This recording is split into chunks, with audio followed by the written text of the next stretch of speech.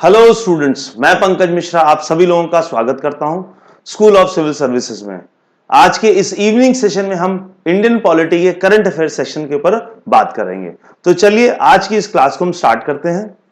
तो जैसा आप सभी लोगों को मालूम है, आज हम national company law appellate tribunal के ऊपर बात करने वाले हैं, जिसको एनसीएलएटी के भी कहते हैं। तो चलिए जानने की कोशिश करते हैं कि ये एनसीएलएटी क्या होता है। यहां पर सबसे पहले हम इस बात को जान लें कि क्यों आज हम इसके ऊपर चर्चा कर रहे हैं। तो आप सभी लोगों ने रीसेंट पेपर पढ़ा होगा, उसमें थर्सडे एडिशन में जो है यहां पर सुप्रीम कोर्ट ने एक जजमेंट दिया है। सुप्रीम कोर्ट का जजमेंट आया है जहां पर एनसीएलएटी के चेयरमैन जस्टिस एआईएस चीमा को जो है रीइंस्टेट किया गया है और उन्हें अलाउ किया गया है कि वो 20 सितंबर तक जो है एनसीएलएटी के जो है चेयरमैन के तौर पर बने रहे। ठीक है, यहां पर जो है फॉर्मर मद्रास हाई कोर्ट के जज वेणुगोपाल को यहां पर जस्टिस चीमा ने रिप्लेस किया था। इनसे पहले वो जो है एनसीएलएटी के क्या थे, एक्टिंग चेयरमैन थे। तो ये जो है करंट डेवलपमेंट है, करंट हैपनिंग है, जिसकी वजह से आज हम जो है एनसीएलएटी के ऊपर चर्चा कर रहे हैं। तो चलिए जानने की कोशिश करते हैं कि ये एनसीएलएटी क्या है, national company law appellate tribunal क्या है।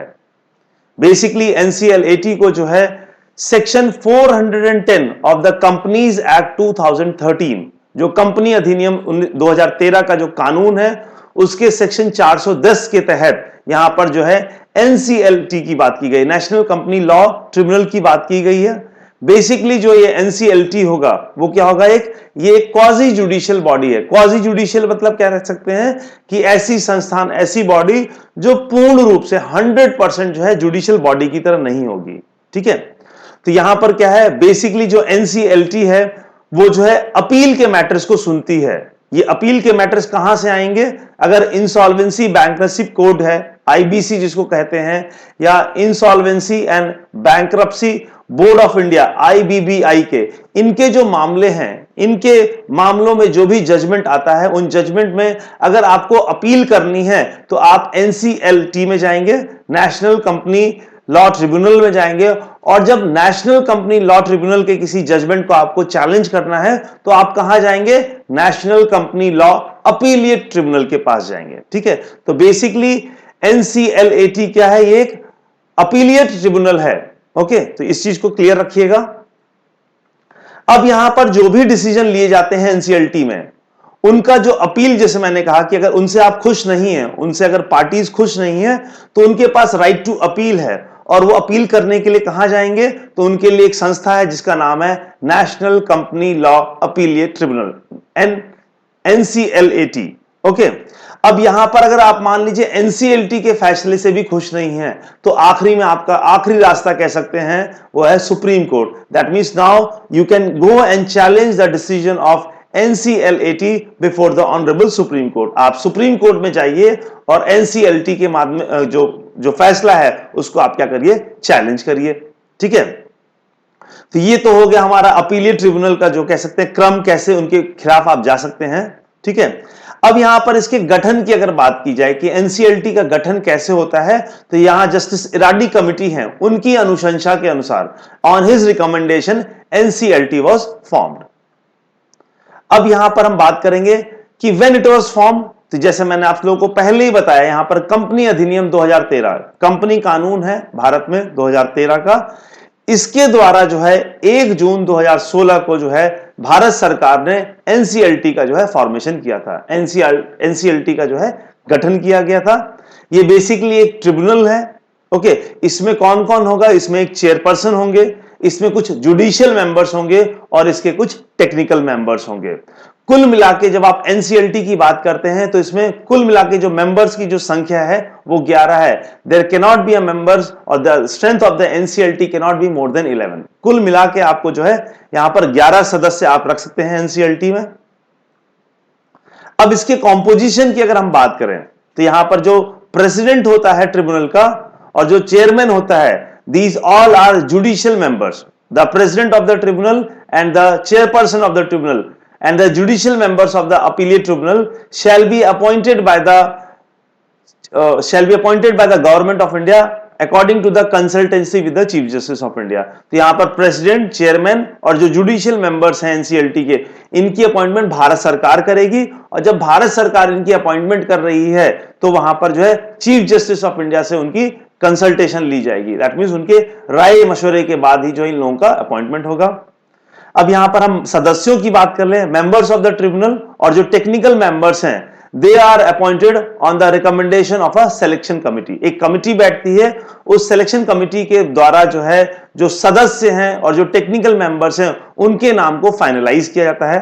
ठीक है, तो यहां पर अगर हम कॉम्पोजिशन की बात कर ले एनसीएलटी की, तो चीफ जस्टिस ऑफ इंडिया और हिज नॉमिनी जो है वो जो है चेयरपर्सन के तौर पर काम करते हैं। ठीक है, जो सिलेक्शन कमिटी है उस सिलेक्शन कमिटी की हम बात कर रहे हैं कि चीफ जस्टिस ऑफ इंडिया या जो नॉमिनी रहेंगे उस सिलेक्शन कमिटी के चेयरपर्सन रहेंगे।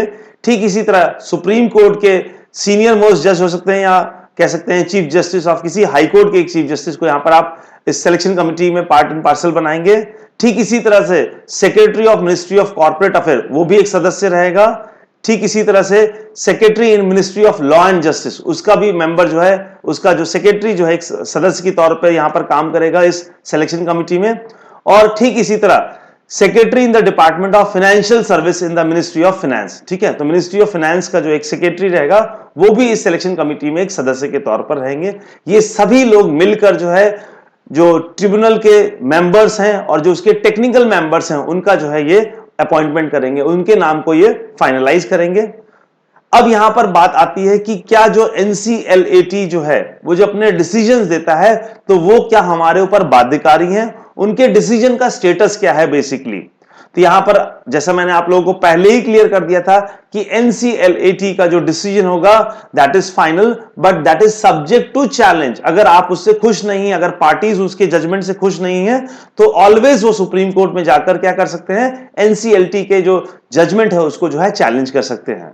ठीक है, और यहां पर कई बार ऐसा देखने को भी मिला है कि जो एनसीएलटी का जो फैसला है उसको सुप्रीम कोर्ट ने क्या किया है, अब ओवरटर्न किया। दैट मींस उसके डिसीजन को बदला भी है। तो यहां पर एक तरह से यह समझ सकते हैं कि एनसीएलटी का जो डिसीजन है वो फाइनल नहीं होगा, that is again what you can say wait, और that is again subject to Supreme Court confirmation. तो यहां पर जो है सुप्रीम कोर्ट के कंफर्मेशन के हिसाब से चलेंगे। अब यहां पर अगर हम ज्यूरिसडिक्शन की बात करें तो एनसीएलटी जो है इसका प्रिंसिपल बेंच कहां पर है, नई दिल्ली में है, और इसके और भी कई राज्यों में जो है इसके बेंच हैं। ठीक है, तो एनसीएलटी का जो प्रिंसिपल बेंच है, मेन बेंच है, वो कहां है, नई दिल्ली में है। ठीक है, अब इसके हम फंक्शंस की बात कर लें कि एनसीएलटी का फंक्शन क्या है। ठीक है, तो यहां पर सबसे पहले हम बात करेंगे जो एनसीएलटी है वो क्या करता है, it hears the matter. NCLT क्या करता है, एनसीएलटी के जो मैटर्स हैं उनको जो एनसीएलटी ने डिसीजन दिया है उनके अपील के तौर पर एनसीएलटी की बात करी जाती है। ठीक है, यहां पर जो एनसीएलटी है वो इंसॉल्वेंसी एंड बैंक्रप्सी कोड के मामलों को सुनता है। ठीक इसी तरह यहां पर जो है कह सकते हैं कि insolvency and bankruptcy board of India, इनके मामलों को यहां पर सुनवाई की जाती है। और at the end of the day यहां पर जो भी decision competition commission of India के द्वारा लिया जाता है इन सबको भी क्या है, एज एन अपील जो है एनसीएलएटी में जो है आप चैलेंज कर सकते हैं। तो these are the functions of the NCLAT. तो ये आज की क्लास का जो है निचोड़ था। This was the crux of today's class. आशा और उम्मीद करता हूं कि आज आप लोगों को कुछ नया सीखने को जरूर मिला होगा। इसी उम्मीद और इसी आशा के साथ आज की इस क्लास को हम समाप्त करते हैं। कल फिर किसी एक अन्य रोचक तथ्य और रोचक कह सकते हैं जानकारी से हम लोग रूबरू होंगे। कल फिर एक हम टॉपिक के ऊपर डिस्कशन करने वाले हैं। तब तक के लिए अपना खूब ख्याल रखें। Do take care of yourself. Me Pankaj Mishra signing off from this platform.